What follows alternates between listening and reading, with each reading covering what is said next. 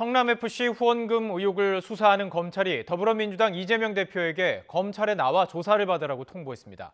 이 대표 측은 응할 수 없다는 입장을 내놨는데 검찰은 대장동 의혹 사건 등 다른 수사와 관련해서도 압박 수위를 높일 것으로 보입니다. 강민경 기자가 보도합니다. 검찰이 민주당 이재명 대표에게 소환 통보한 날짜는 오는 28일. 성남FC 의혹 사건 피의자 신분으로 나와 조사를 받으란 겁니다. 민주당은 검찰이 팩스로 소환 사실을 알렸다며 이런 일방적 통보에는 응할 수 없고 검찰 측과 협의를 진행해보겠다고 밝혔습니다.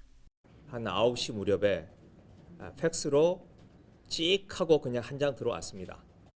검찰은 이 대표가 성남시장 재임 시절인 2016년부터 2018년까지 기업들에게 자신이 구단주로 있는 성남FC에 후원하도록 한 대신 건축 인허가 같은 기업의 현안 등을 해결해 준 걸로 보고 있습니다.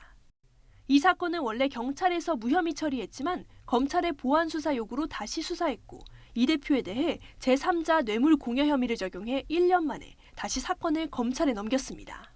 성남FC 운영이 결국 당시 성남시장의 정치적 약속과 관련이 있다고 본 겁니다. 사건을 넘겨받은 검찰은 두산건설과 네이버, 농협과 현대백화점 등 여러 기업을 상대로 압수수색을 벌였습니다. 검찰이 두산건설과 성남시 관계자를 먼저 기소했는데 이 공소장에서 검찰은 당시 성남시의 정책실장이었던 정진상 전 민주당 정무조정실장과 이재명 당시 성남시장을 공범이라고 적시했습니다. 검찰이 이 대표에게 소환을 통보한 날, 이 대표의 최측근이자 대장동 의혹으로 이미 구속된 정진상 전 실장을 다시 불러 조사를 마쳤습니다. 현 정부 들어 이 대표에게 소환을 통보한 건 이번이 두 번째입니다.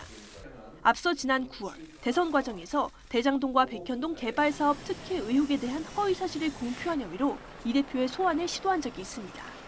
그래도 이 대표 관련 수사 가운데 가장 주목을 받는 건 대장동 의혹 사건입니다. 최측근인 정 전 실장과 김용 전 민주연구원 부원장은 이미 구속된 가운데 김만배 씨를 제외한 나머지 대장동 일당이 이 대표에 대한 폭로를 이어가고 있습니다. 검찰도 정 전 실장의 공소장에 이 대표의 이름을 81번이나 쓰면서 둘을 정치적 동지로 간주했습니다. 여기에 변호사비 대납 의혹 사건도 수사가 진행되고 있는데 앞으로 계속해서 검찰이 이재명 대표에 대한 압박 수위를 높여나갈 걸로 보입니다. YTN 강민경입니다.